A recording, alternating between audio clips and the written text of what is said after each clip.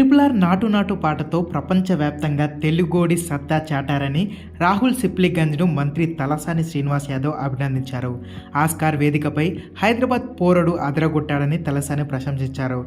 Oscar award పొందిన తర్వాత నగరానికి వచ్చిన రాహుల్ మర్యాదపూర్వకంగా మంత్రి తలసానితో భేటీ అయ్యారు. ఈ సందర్భంగా రాహుల్ను మంత్రి సత్కరించారు. కాసేపు ఇరువురు పలు అంశాలపై చర్చించారు.